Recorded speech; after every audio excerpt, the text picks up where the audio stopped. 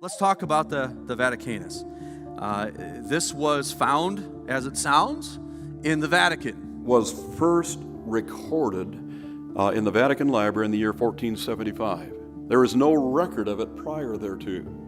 Moreover, the first historical record of anyone consulting Vaticanus was when Erasmus inquired of it in the year 1521. In preparing his Greek New Testament, he wrote to the Vatican and received readings from Vaticanus, but those readings were so odd and bizarre that he rejected them. It omits most of Genesis. I mean, that's pretty bad, right?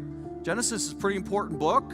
Without Genesis, we don't know how we got here. We don't know why there's a marriage between a man and a woman. We don't understand how languages got here. We don't understand how the world was destroyed by a flood, on and on and on. Missing the last 12 verses of Mark 16. Now, what's the last 12 verses of Mark 16 deal with? Well, you know what it is, it's the resurrection. It also is missing a huge chunk of Psalms, important passage out of Matthew, the Pauline pastoral epistles, a big chunk of Hebrews, and Revelation. It omits most of Genesis and the last book of the Bible. Higher criticism took the position that the original gospel was Mark, and the other gospels were knockoffs from it, offshoots from it.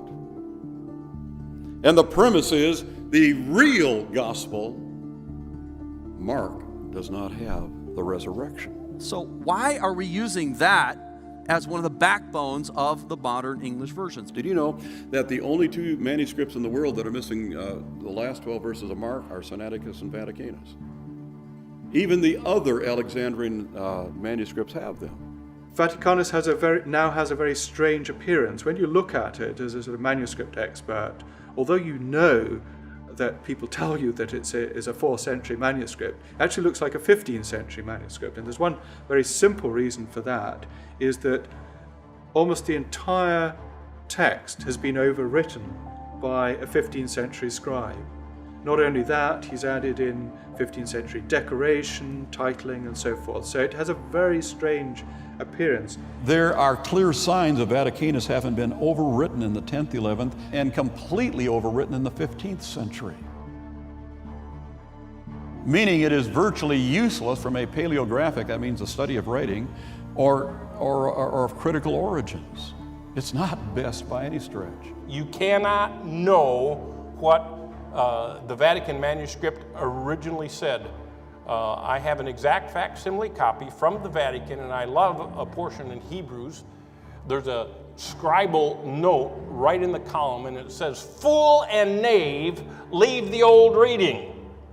So you can tell somebody had been messing around with that manuscript. But here is the thing that struck me as I went through Vaticanus, and that is every biblical book of Vaticanus begins with what printers call an initial drop cap.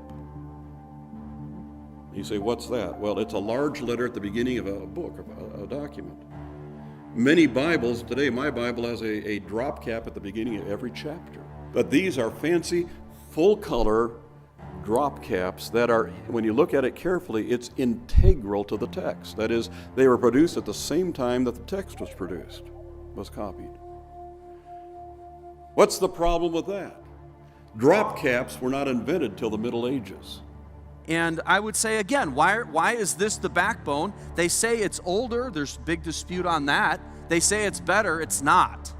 It's not. Over the years, I've made the remark that the critical text and critical text translations are counterfeit. But I was speaking philosophically and figuratively and perhaps spiritually. But the evidence mounting now is that they were counterfeits physically.